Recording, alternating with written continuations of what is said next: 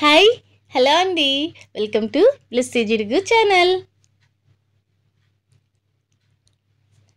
Voice ఏమీ పెంచుకోకండి. Volume ఏమీ పెంచుకోకండి.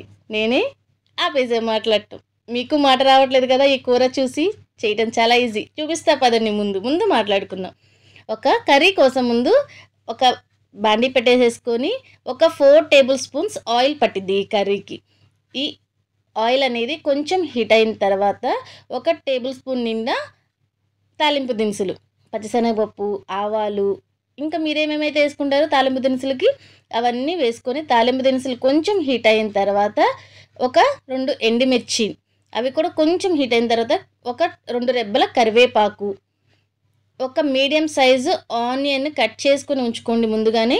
అది వేసే ముందు పచ్చిమిర్చి ఒక 3 పచ్చిమిర్చిని చీలికలుగా చేసుకొని ఇలా వేయాలి. ఇప్పుడు కట్ చేసుకొని ఉంచుకున్న పెద్ద ఆనియన్ని చీలికలుగా చేసుకోవాలి. ఇలా చేసుకొని ఆయిల్లో వేసేసి ఈ ఆయిల్లో పచ్చిమిర్చి, ఈ పెద్ద ఉల్లిపాయ ఈ 2 మెత్తపడి కొద్దిగా కలర్ షేడ్ అయ్యే వరకు ఫ్రై చేసుకోవాలి. మరీ పచ్చిగా ఉండకూడదు, మరీ ఓవర్ ఫ్రై అవ్వకూడదు. మీడియం సైజు చూడండి, ఇక్కడ పచ్చిమిర్చి అనేది మెత్తబడిపోయింది. ఈ స్టేజ్లో ఒక్కసారి తిప్పుకొని బెండకాయల్ని వీలైతే నైటే కట్ చేసుకొని పెట్టుకోండి. జిగురు తక్కువ ఉండిద్ది. లేదా ఒక మినిమం హాఫ్ అన్ అవర్ ముందన్నా కట్ చేసుకొని పెట్టుకోవాలి. అలా చేస్తే జిగురు తక్కువగా ఉండిద్ది. ఇలా కట్ చేసుకున్న ముక్కల్ని ఆయిల్లో వేసేసి ఈ ఉల్లిపాయలు, పచ్చిమిర్చి, ఈ బెండకాయలు ఇవన్నీ మొత్తం కలిపేసి ఒకసారి ఒక 1/2 టేబుల్ స్పూన్ పసుపు వేసి ఈ పసుపు అంతటిని పట్టించాలి. మీకు ఇక్కడ డౌట్ రావచ్చు కదా, ఉప్పు వేయలేదేంటి, ఉప్పు వేయకుండా తిప్పేస్తుంది అని. హలో మై డియర్ ఫ్రెండ్స్, బెండకాయ ఫ్రైకి కానీ బెండకాయ ఏ కర్రీ చేసినా బెండకాయతో సాల్ట్ అనేది ముందు ఎప్పుడూ వేయకూడదు. వేస్తే ఏమైందంటే వాటర్ కంటెంట్ ఉండటం వల్ల సాల్ట్లో బెండకాయకి ఎక్కువగా జిగురు వచ్చేసిద్ది. అందుకని చెప్పి బెండకాయతో ఏ కర్రీ చేస్తున్నా, ఏ ఫ్రై చేస్తున్నా, ఎలాంటి రెసిపీ చేస్తున్నా బెండకాయతో ఉప్పు మాత్రం ఫస్ట్ వేయకూడదు. దింపబోయే ముందే వేయాలి. నేను ఈ కర్రీలో ఎక్కడ వేస్తాను, ఎప్పుడు వేస్తాను అనేది ముందు చూస్తా. Wait for the end. Curry గురించి మాట్లాడుకుందాం. బెండకాయ టమాటా బ్లెస్సీ ఎలా చేస్తావు ఇది? అసలే బెండకాయ జిగురుగా ఉంటుంది, గమ్గా ఉంటుంది. ఇంకా టమాటా వేస్తే అసలు ఇంకా ఎక్కువైపోయింది కదా, వాటర్ తగలకూడదని చెప్తున్నావు, మళ్ళీ వాటర్ వచ్చింది కదా టమాటా వేస్తే. ఇన్ని డౌట్లు మీ మైండ్లో అంతా రావచ్చు.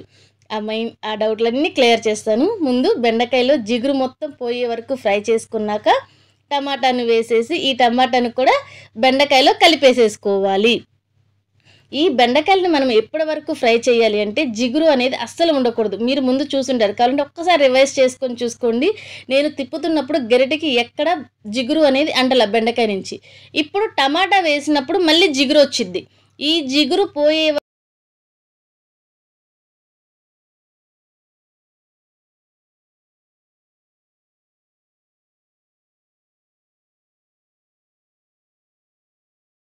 పావు కేజీకి కొంచెం ఎక్కువ చిన్న మీడియం సైజు టమాటాని వేసుకోవాలి.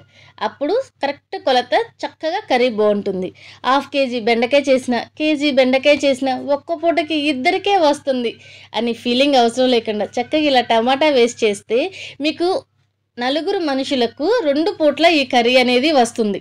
మేము ముగ్గురము, మాకు 2 పూట్ల వచ్చేసి కొంచెం కర్రీ మిగిలిపోయింది.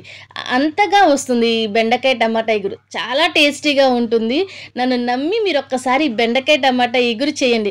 నేను ఫస్ట్ మా అత్తగారు నాకు ఈ కూర నేర్పించారు. నాకు ఫస్ట్ మా అత్తగారు పెడుతున్నప్పుడు అమ్మో వద్దు నేను తినను, నాకు అసలే జిగురుగా ఉంటుంది, నేను తిననన్న. లేదు తిను బ్లెస్సీ అని మా అత్తయ్య పెట్టింది నాకు.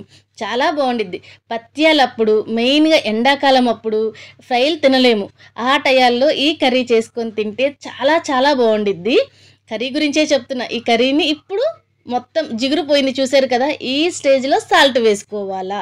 తర్వాత 1 టేబుల్ స్పూన్ ధనియాల పొడి, 1 టేబుల్ స్పూన్ కారం, లేదా మీ టేస్ట్కి తగ్గట్టు మీరు కారం తినగలిగేంత 1 టేబుల్ స్పూన్ జీలకర్ర పొడి.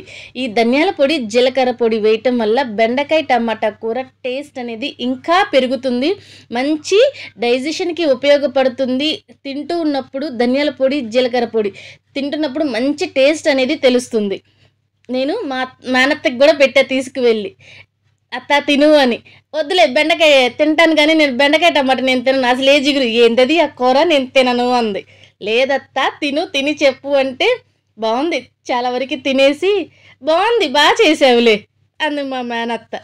అది నిజంగా చెప్తున్నానండి, నమ్మి మీరు ట్రై చేయండి. బెండకాయ టమాటా ఎగురు అనేది చాలా చాలా బాగుంటుంది, టేస్ట్గా ఉంటుంది, జిగురుగా ఇగురుగా ఎక్కడా రాదు. ఇంకా చూస్తున్నారా అయిపోయిందండి కూర.